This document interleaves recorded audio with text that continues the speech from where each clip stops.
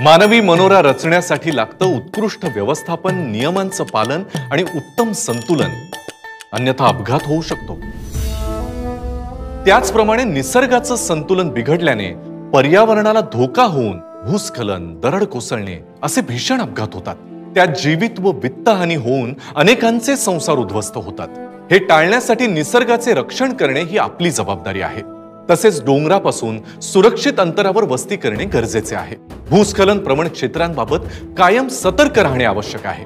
डोंगरावरची झाडे झुकणे, पाण्याखालची माती वाहून जाणे या भूस्खलनाच्या प्रारंभिक खुणा असू शकतात। या संबंधित सूचना संबंधित विभागाला दिल्या पाहिजेत, जेणेकरून जीवितहानी टळू शकेल। निसर्गाचं संतुलन व नियमांचं पालन केल्यानेच आपलं आणि निसर्गाचं रक्षण होऊ शकतं। आपत्ती व्यवस्थापन, आयुष्याचे संवर्धन। आपत्ती व्यवस्थापन, मदत व पुनर्वसन विभाग, महाराष्ट्र शासन।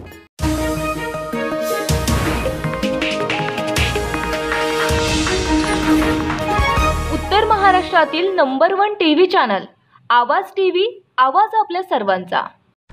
शासनाच्या नियमानुसार सकाळी व दुपारी अशा दोन्ही वेळेस ओपीडी सुरू ठेवणे बंधनकारक आहे, परंतु धुळे जिल्हा रुग्णालयात केवळ सकाळी 8:30 ते 12:30 या वेळेत ओपीडी सुरू असते।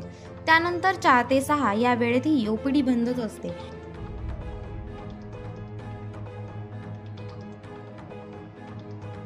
गेल्या 3-4 वर्षापासून हा प्रकार सुरू आहे। यामुळे रुग्णांचे प्रचंड हाल होत आहेत। तरी रुग्णांची गैरसोय टाळण्यासाठी जिल्हा रुग्णालयात दुपारी 4 ते 6 या वेळेत ओपीडी तातडीने सुरू करण्यात यावे, तसे आदेश संबंधितांना द्यावे, अशी मागणी जनक्रांती प्रतिष्ठानाने प्रशासनाला केली आहे।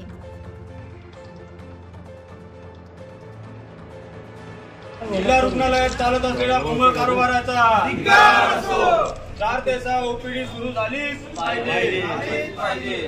इथे चालत असलेल्या बोंबळ कारभाराचा धिक्कार असो। 4 ते 6 ओपीडी यानंतर सुरू झालीच पाहिजे। अर्थात साधारण भाषेत म्हणायचं म्हटलं म्हणजे आपल्या गावातले सिव्हिल हॉस्पिटल या ठिकाणी सरकारने अनेक उपाययोजना करून देखील या ठिकाणी सर्व सोयी सुविधा उपलब्ध असून देखील शासकीय नियमानुसार या ठिकाणची ओपीडी सकाळी 8:30 ते 12:30 आणि सायंकाळी 4 ते 6 नियमानुसार एवढ्या वेळात ओपीडी म्हणजे रुग्ण तपासणी ही सुरू असते आणि चाललीच पाहिजे। पण गेल्या 3 ते 4 वर्षापासून सकाळी 8:30 ते 12:30 पर्यंत जिल्हा रुग्णालयातील ओपीडी म्हणजे रुग्ण तपासणी फक्त याच वेळेत सुरू असते। त्यानंतर 4 ते 6 या वेळेत या ठिकाणी कोणीही नसतं आणि कोणीही नसतं याच्या मागे खूप मोठं षडयंत्र आहे, खूप मोठे कटकारस्थान होत आहे। जर ही ओपीडी लवकरात लवकर सुरू झाली नाही तर आम्ही या विषयाच्या खोलावर जाऊन जनक्रांती प्रतिष्ठानच्या वतीने पूर्ण ऑपरेशन केल्याशिवाय राहणार नाही।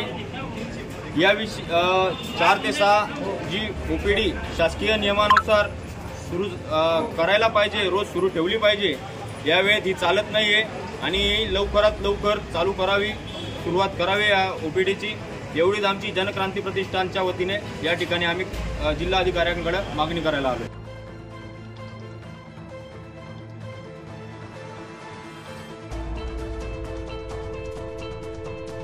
रोजच्या ताज्या घडामोडींसाठी आवाज टीव्हीला सबस्क्राईब करा आणि बेल आयकॉन प्रेस करा।